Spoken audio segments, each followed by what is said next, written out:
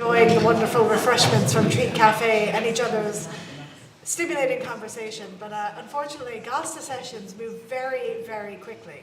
And if we don't stick to time, then Tom Farrelly's not going to be happy. We're all fired. And yeah, we're all fired then, absolutely.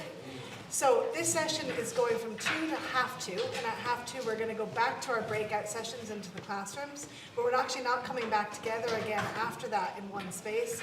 So we're just going to tidy up with some housekeeping at the end. But has anyone been to a Gasta before? Yeah. Some of us?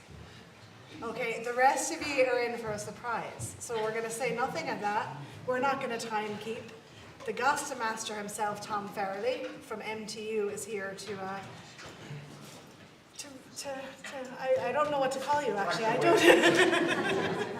You'll see in a moment, folks. So without any further ado, Sheriff.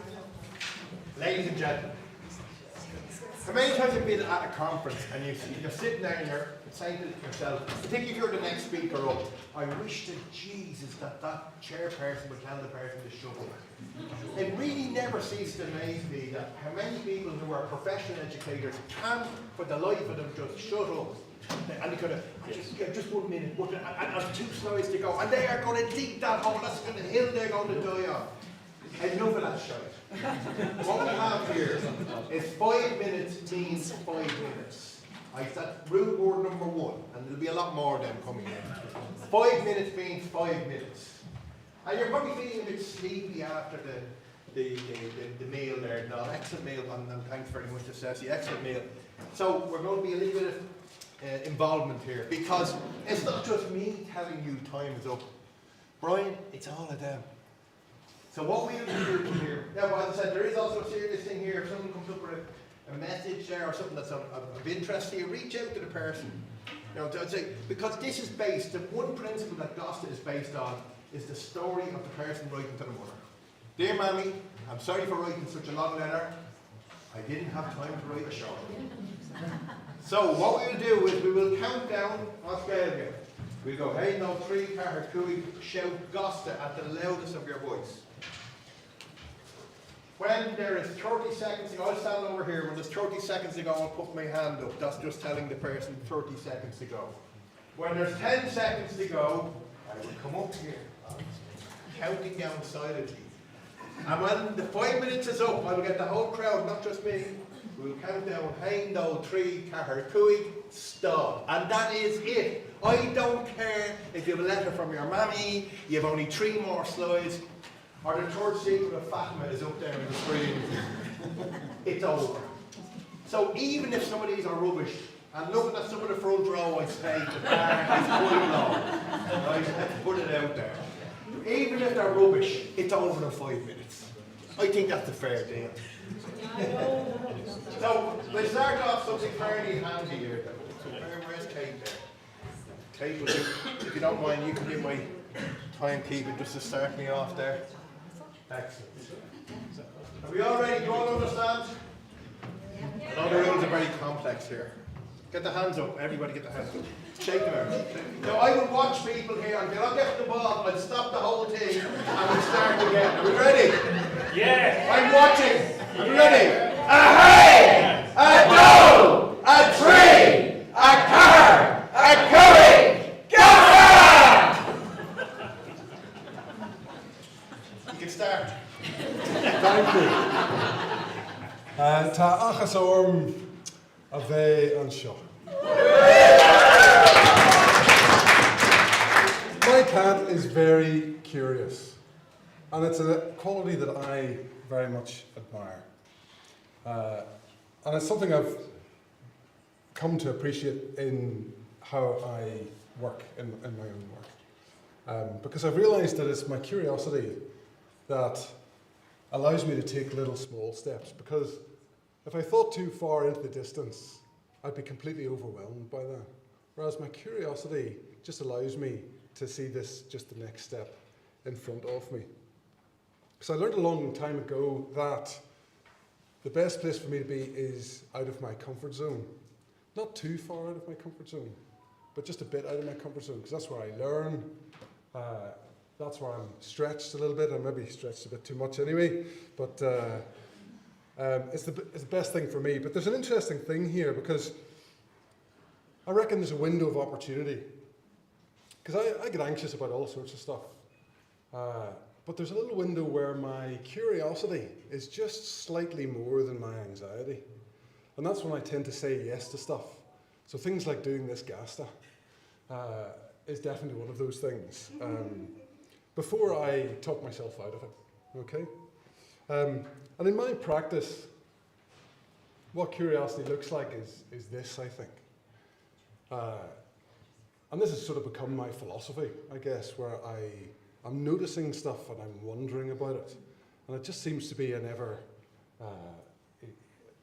increasing circle, I guess. I find myself saying, no, that is interesting. And my kids know what that means.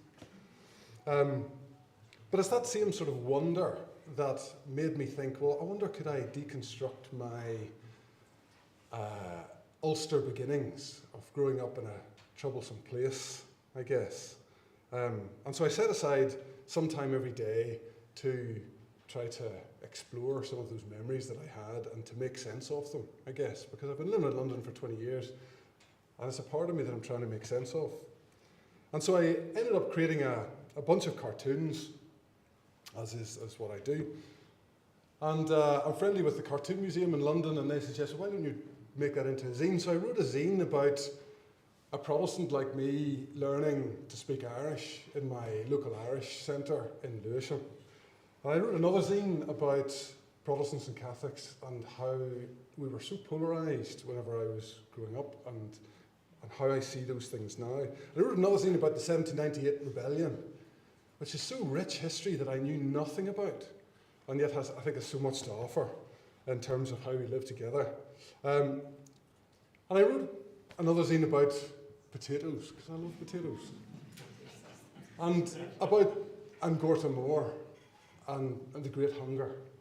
And I couldn't help but notice how political potatoes are. Because on the same road where I'm from, you could have a farmer selling British Queens, and just down the road there's a farmer selling Dublin Queens. Yeah, I just found it so interesting, just the things you can notice, even when you're looking at potato varieties. So my word to you is this. Curiosity needs to be practiced. It's an active thing. You need to step into it. Because, who knows, maybe what looks like the inside of a bin is actually a whole other world.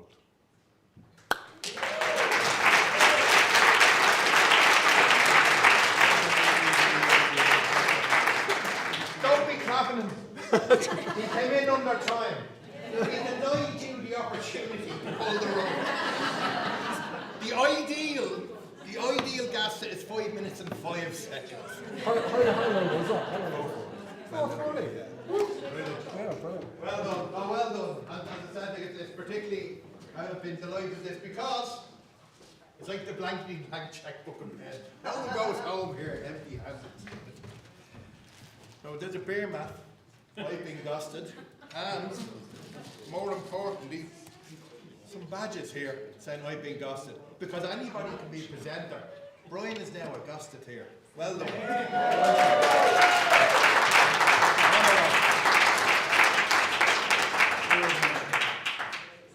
Mary, I invite you.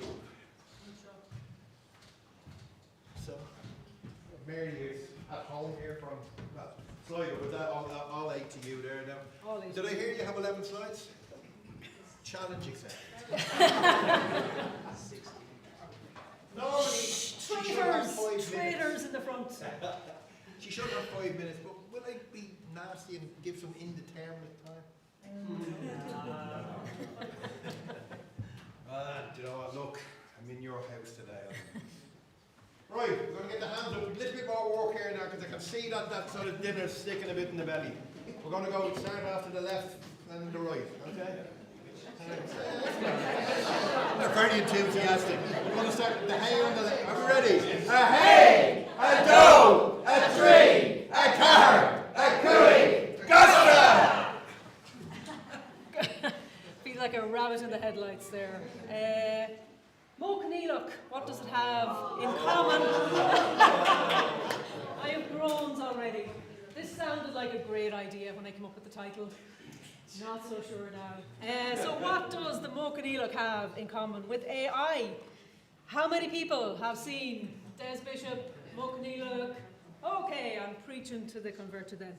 So Des told us the story about learning Irish as an American. How many Americans in the room?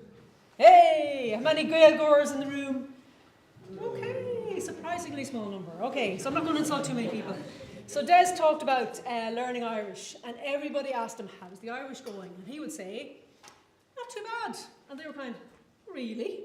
It should be a lot more difficult than that. Have you done the Mochaneelach yet?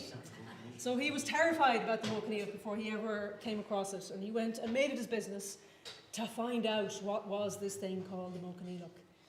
And it turned out, you have to watch the video, I can't do it justice, it's only the conditional tense of a verb. As he says, things that might happen depending on the conditions. So an example, would Kennedy be alive today if he hadn't been shot? The kind of seminal example. So still, I'm sure you're asking, what does that have to do with AI? So AI has brought us into new territory in all kinds of ways, and it has achieved much in its long life at this stage. We're going way back. But it's also caused lots of problems. Serious for a moment. So lots of real problems, real people's lives affected badly by AI. Have people seen Coded Bias? I mentioned this earlier on. Worth a watch, because it gives you a bit of an understanding of how AI can really affect people's lives. And we talked about it a little bit earlier on as well. And one theory is that machine learning, which is the main sort of element of AI that has been responsible for the kind of the latest revolution, is all about correlation and not causation. So AI spots a correlation between a few variables and says, aha, and it makes a prediction. Is it always right? Of course it's not. So theorists in the AI field are now talking about a new approach to artificial intelligence, one of many, and this is around how do we model causation? How do we actually identify where one variable really does cause another variable to change? And this is getting us a little bit closer. Pointing to a book reference here, Uta Pearl won the Turing Prize a good few years back.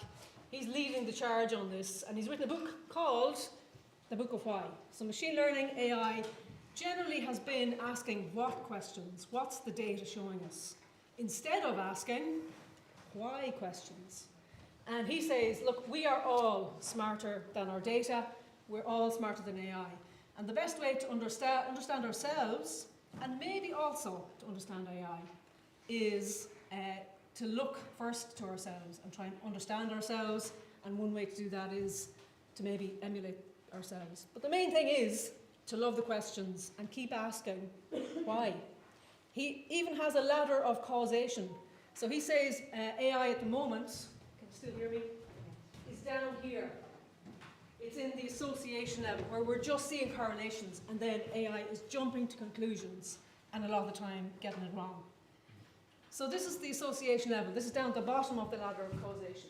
It's seeing, observing, jumping to conclusions, making predictions. And he's saying that we need to create models that are more about what happens if we poke our model and we do this with it. So we can kind of get nearer why questions. Posing questions and then creating an intervention of some kind and then looking and seeing what the result is. And he's saying that's a much better way of predicting and powering all of the elements of AI that we're getting more and more familiar with. There's another level though, and he says this is the top of the ladder of causation, which is counterfactuals, and this is about imagination, retrospection, understanding. And look at the example, everybody. Can you see what the example is? Can you read it that far away? Would Kennedy be alive if Oswald had not killed him? So, I submit to you that counterfactuals equal the Mochaneelach.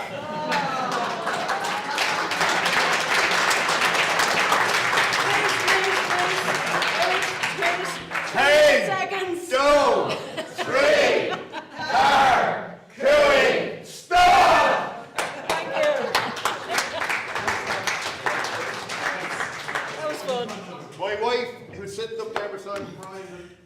the Mokaneel up there like that. But actually, That's not my water. I bear no worries. Someone picked me up, I didn't even cop it. I was doing the end tutor on track and I arrived here at ATU Galway on Wednesday. And did I run there in a few seconds? That's terrible. I arrived here and it was lashing rain and I put up a tweet coming and it says, in out of the rain. And someone says, what does in out of the rain? And someone said, but actually, all the Irish people knew what I meant, but it doesn't really make sense. Anyway, Richard, you up next? Or I've been told to sit in the corner. Are you? You want to get yourself right? I'm ready, yeah. Yeah. Yeah. Listen, we're going to have a crowd. So we're going to go GoFundMe for shoes and socks for Richard. Yeah. Where's the next button? Where's the next button? Is it one of these things? Ah, it is. Ah, it is. Right. So, now, I think, I have to be honest, Kate, you didn't have much faith in them, but I think there's a little bit of capacity here, you know. Fair enough, the primary and secondary teachers are fine. Those of us in higher ed, a bit slower, so. So, if you get a little bit lost, those of you in higher ed, just watch the teachers around you. Get your hands up, we're going to go, and we're going to start on the right, the jazz. All right, ready? A hang, a do, a trick. Stop. There's a few people not joining in. That lady in orange there. I don't. The hands were there, the mouth wasn't moving. Right? Maybe you shouldn't have sat right where they can clearly see. I'm going to watch you for the rest of it. Everybody else, the pressure's off you. That lady there, my lady in red, pressure's on her. Are we ready? Hands up. Take them out. Don't you feel that dinner going down a bit better? Here we go. A hay, a do, a tree, a car, a Carey, Gasta! I'm a bit worried because nobody's failed so far, is that right? Oh, really did, just about. Are you still eating in Close. your seconds, Richard? Close. Walk away. I'm starting by telling you about my own life. In 1980, I wrote a program called Snooker. In 2012, I wrote this program called Snooker Angles. They're the same program, but one was on a 380Z and this one is on a phone. And that icon there, that QR code, will take you there. I don't see anybody waving the camera at it, but you're welcome to explore this in your own time and find out what it does. Oh, well done. Well done, that lady there. That's fantastic. I wrote it because I care about the history of educational computing. I have that in common with Speedie over there, and no doubt he'll be saying more about that. But there's something else about it which you might guess, which is that the outcome of writing the original program, not the one you see there, but the original one, came from taking the 380Z home every weekend when it arrived in the school. The only computer in the school, only computer in the district, really. This is in London. And taking it home every weekend and playing with it for my own curiosity and writing a program that made a ball bounce around the screen and go in the pocket if it met the pocket. And that's what this program does. Children, when I showed it off to them, showed it off, understand me. I went in with all the pride and hubris of a 22, 3-year-old school teacher, excited about what we could do with computers, to show them my game.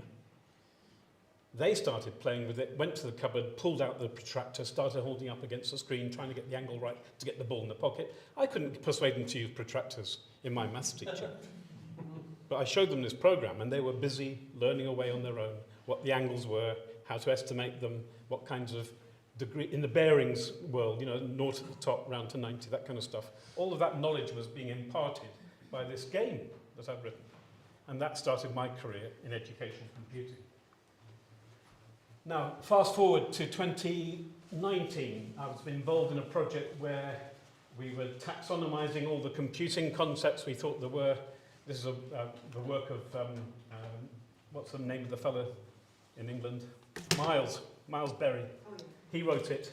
And when I came to look at the questions that teachers are creating, these were multiple choice questions in the project I was working on, I discovered they were missing what I thought were essential elements in the world of computing. There was no questions that were taxonomized as that. That's not to say they didn't ask those questions. They didn't have it in the taxonomy. And that led me into a world of wondering, what is computing? What are we teaching in computing? Okay? And number one, which hasn't shown up here, because this isn't the latest version of my slide, no complaints to the organisers. But number one, I found that this area, modularity, was not well represented. This thing about sub-programs, procedures, functions, classes and libraries. I was a bit surprised not to hear more about that. And indeed, I refer you back to, I think Mary would agree with me, our favourite man, Seymour Papert, when he wrote in 1980 that the idea of programming was introduced through the metaphor of teaching the turtle a new word. That means writing a sub-program, or a program even, but a sub-program in particular. He clearly intended that to be an early concept in children's exploration of computing. Does that make sense? He thought that. Now, I believe any word he says. He's like God to me. So I encourage you to be more critical than me, but that's, and if you have criticisms, I'd be happy to hear them. But it leads me to this, yeah? Here's make code. And this is an exercise I did last year with children in Mayo, in the schools there. This was to send a Morse code signal on the microbit. I can't run the video on there, sadly. It doesn't matter. It's only 2 lights blinking. But the idea was to be able to show a Morse code message, SOS, and I deliberately wrote it with subprograms.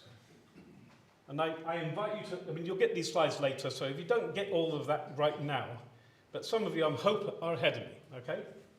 And then here's another thing, parallelism.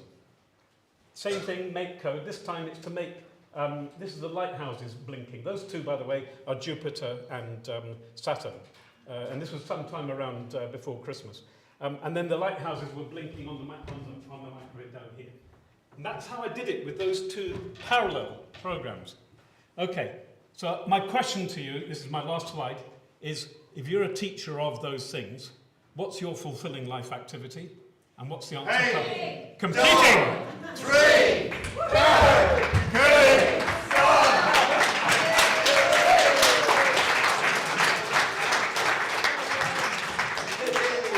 My apologies to Mary. She didn't get her beer mat, which is very important for her. No, the child. Look at you, you deserve it there, and your back is there. That's it. Beer mat. I see what you did there. Bryan. No, it's the next one, but I want to that there. Now I have to say, when I heard this young man's name, I think the 5 minutes should be reduced to some indeterminate time. I think normally that's a bit unfair, but I think any fellow who calls himself Speedie deserves what he gets. Sorry, Tom, we called it. Yeah, exactly. We christened him Speedie in the 70s. So, okay, the 30 seconds could be coming off your side. Okay. Yeah, don't Now- worry, I'm being designed to fail on this one. So Oh, that's what I want to hear. this is Ireland's only computer. Oh, sorry.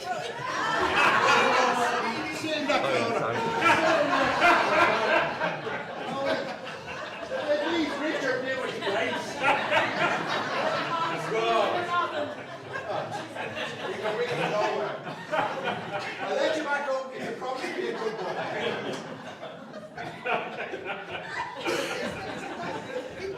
Right, we're really ramping up the complexity here. Okay, yeah.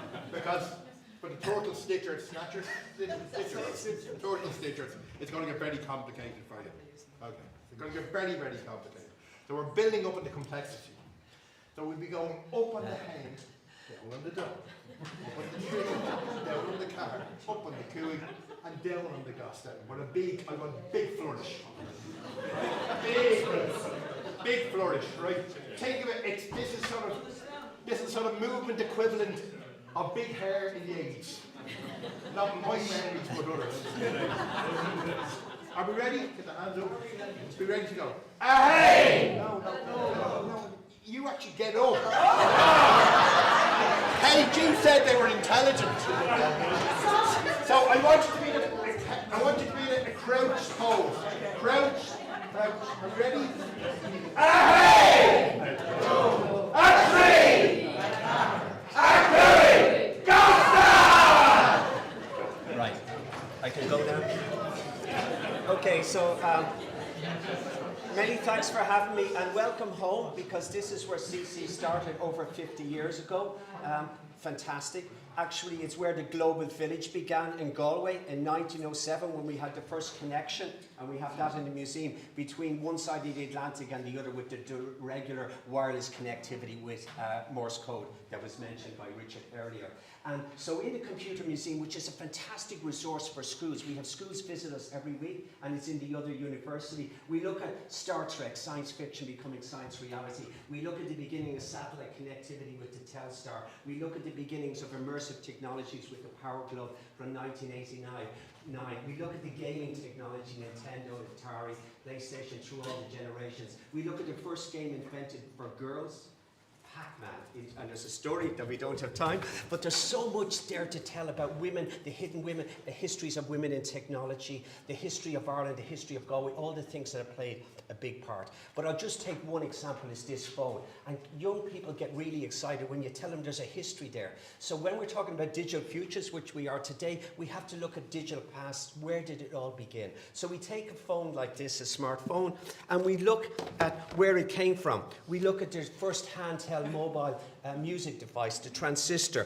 We look at the first handheld game device, the Game Boy. We look at early phones like the Brick. And that was inspired, as we'll soon see, mobile technology for communications. Richard mentioned Morse code, and this is a flashing Morse code system from 1914 from World War I. We have the Walkman, the first device that you could have your own music on. We look at the early mobile phones. We look at 3D with the View data finder, from originally invented in the 1930s. That's from 1962. This is the world's first, believe it or not, camera, pocket camera, and it's from the trenches of World War I. We look at the BlackBerry and what that was. We look at the Discman. We look at the iPod. We look at the PageMaker. We look well before the tablet. Apple had invented the message pad from 1993.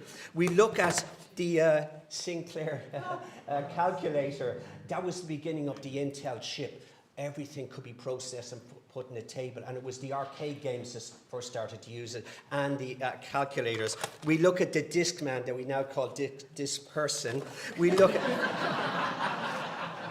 And this was the beginning of Instagram. This was marketed in 1900, the Brownie camera, even though it's black in colour, because Brownies were fantasy Scottish fairies popular in American and Canadian culture for young people and comics. The Brownie, the first handheld camera that you could hold in your hand and take a picture. Adults thought this was magical. How can you capture my essence on paper and handheld device? That's why it's called the Brownie. They were the Scottish fairies, and for young people it was associated with their culture. The Instagram, it was marketed for them. The Instagram generation has been around for over 100 years. We have the Beam Me Up Scotty, the communicator that inspired the development of the mobile phone. We look at the, Richard mentioned there, the ZX81, the first computer for less than £100 at the time, 99 with 1K. We look at the VHS. We look at an early Kindle. We look at the floppy disks. We look at the watch. We look at writing. So we think icons are new, the apps. They've been around for 4,000 years. We told the story of writing in picture form 4,000 years ago. And myself and Mags have been around that long, I think, you know. And 3D glasses. 3D has been around with DC Comics since 1952, believe it or not. And we have the comics to prove it. The blotting paper, the ink, the map. The cassettes, you know, the Every Brothers, you know, all of these things. And we have all of these on show. And you remember the Instamatic? Yeah? Where you had to go. And all of this technology that I'm showing you, which is just a small thing, is all now in this phone. The camera, the writing, the movies. Everything is there, you know, but it has a history. It had to begin somewhere. And this is only a fraction of what we have in the museum. You can get lost in the museum for days because every item has a story. And it's not just a story, it's an exciting story. This is, so I think I'll finish on that. That's only a small thing.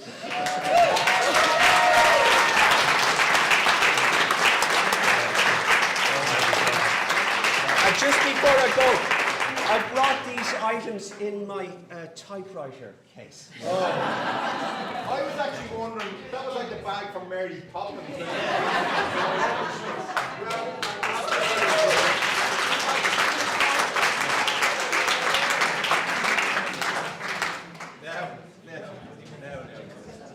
So, yeah, you do. So, I was told that the name of the team here is the Turtle Stitchers and a sewing machine. Now, I thought in the theme of equality, diversity and inclusion, surely it's the sewing machine or it has a name, because I thought that was a bit unfair. But you never have it. No. So, do you remember when Iceland made it to the European Cup and the crowd, they engaged in a certain type of hand clap? So what I'll be looking for will be go hanging. We got that one? It's a bit complicated, but I think we're going to go with this one. Hands up in the air, everybody. Are you ready to go when I... Oh, yeah, go, go. Yeah. Ever ready, By the ever way, ready. Mag said because there was 3, because she got 15 minutes. I said, no. Are we ready? Hey! Do! 3! Carey! Gasta! Thank you very much. Thank you very much. I'm all emotion now after listening to Brendan Smith talking about us back in the 70s. But look, I want to talk to you with John and Helen and Conor Powers in the room. Conor, where are you? And this man here, Richard Millwood. We are the Turtle Stitchers. There's Neil Butler down in Wicklow as well, and some other teachers we're hoping to find as well. But Turtle Stitch came from the mind of Andrea Meyer, who lives in, I want to make sure I don't do the right button here. She lives in Austria, in Vienna, and she was, and the key word here is she was an open source Linux programmer as well as a textile sewing machine user. And the big difference between a sewing machine and an embroidery machine is the sewing machine, the needle doesn't move, it stays and you move the fabric through. In the embroidery machine, the fabric stays where it is and the needle is what moves around. So in Andrea's head, she's thinking, okay, how are they getting to do those fancy designs? It's turtle movement. So she has Michael. Where's Michael saying here? Has developer Michael works with her, our friend Michael, and they have developed this beautiful, beautiful environment for us to work in, where we can code and program in. You would say it as Snap, cousin of Scratch, and then the most important thing you need is a very, very sturdy and reliable USB key, and you transfer it to the machine. But I'm not going to talk too much about it. I'm going to ask Helen and John to talk a little bit about how they use Turtle Stitch in their classes. I think we're given these slides will all be there so people can look it up. Helen, you're up first because you own the machine. Great, okay, I'm here. I drive around at various points with this machine. So this machine is about 900 to 1,000 euros. If your school can't afford that, no problems, because what's going to happen is you go to turtlestitch.org, okay, there's another resource for you. What I'm doing in my 4th year computer studies, we're learning Python, we're using Turtle, and then we shift over, and actually we're going to do it on Monday. I'm going to get them to log into turtlestitch.org, and then there's resources there, there's PDF files there that you can download these cards, and then they are going to create their own patterns following that, and then they can explore. And ultimately what we do is they will export it from turtlestitch.org. We put it onto a USB stick, really important, it's not Wi-Fi enabled. Plug it into the side. I get this material, just old sheets from home or whatever, and then outputs. And this is an example of what one of the 4th years did last year. Basically it's a square, and sometimes the back is more exciting than Well, sorry, and then we'll move on. We'll move on to John, and I hope this video just auto plays. I think it's supposed to. Click. Oh, sorry. No pressure, no pressure. John, not just our token male. Okay, so I'm teaching in an old boys school. I've give out some stuff here that you can have a look at. So these are the kinds of things that we churn out. During COVID, we got here excited making COVID-19 masks. I think that's going to work properly. Thanks, Tom.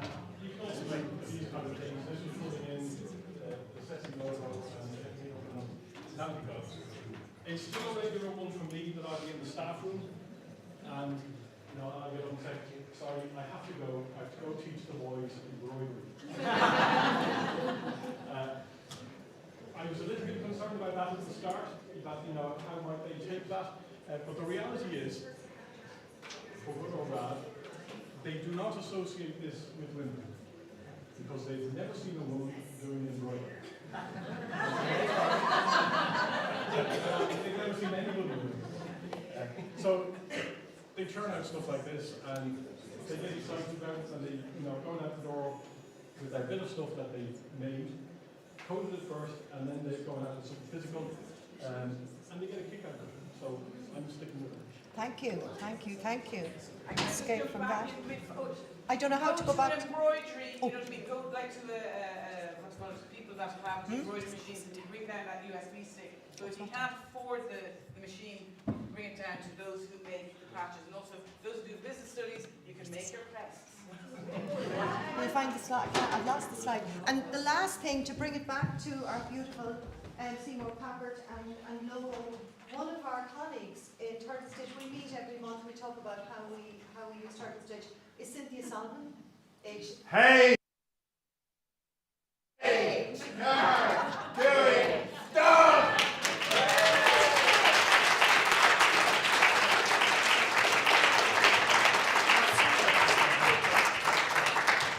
So I see Bryan Maffer's at the rushing to catch his flight.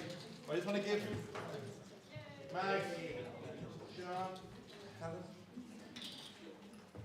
Just give them 2 seconds. But look, can I just say very quickly, I know we're under pressure for time, but this is what Gasta is about. They are sharing the resources, the chance to give a shout out. Can you all stand up, please? This is not easy. Not, here, you need to do it. Sit down. Get down. When you have one of these, you can stand up. Corner face. Round of applause.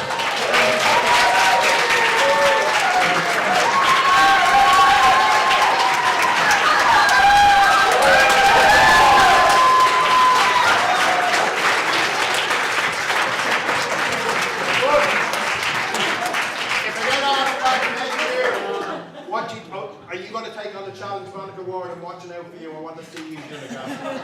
Oh, yeah, well done, everybody.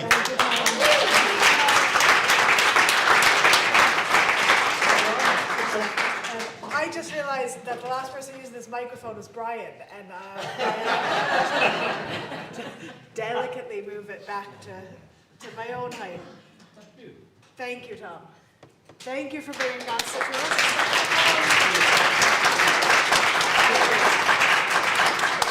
As Tom has mentioned, he's had a very busy week travelling across the technological university sector by train, and we're very lucky to have him here today despite that. And to our Gasta tears, well done, because I could see it was a roller coaster of emotions from start to finish. Could I just say, one and all, if you were, to be honest with you, I live off the vibe, you were brilliant.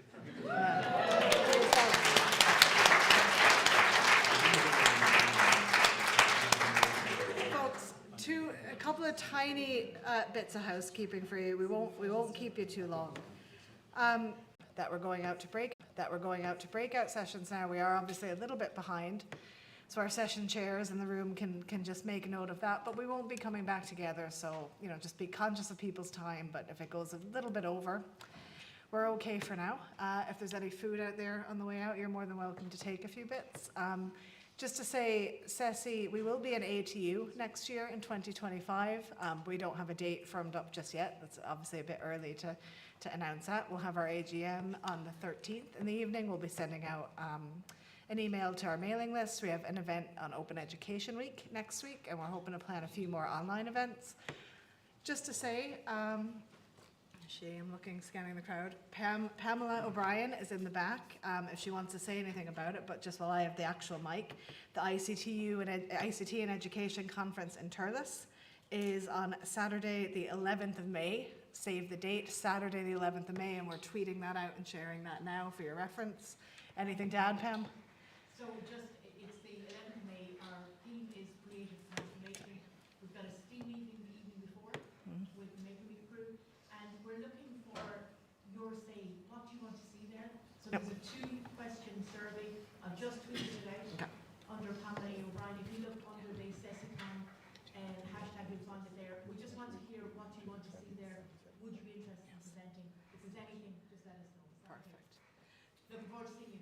Perfect. Thank you, Pam. And actually, just to note as well, that Computer Science Week is 20th to 27th of April as well. And we've been busy with our conference, but we do have all of that information to share and circulate on our lists and that. So there's actually plenty coming up still. We say nervously that there's so much happening all the time. But listen, folks, because we won't be back together, thank you for a brilliant day. This has been fantastic, but it's not over yet. So please do find your way to the breakout sessions where we've been before. And listen, thanks to Tom and everyone, and have a good rest of your day.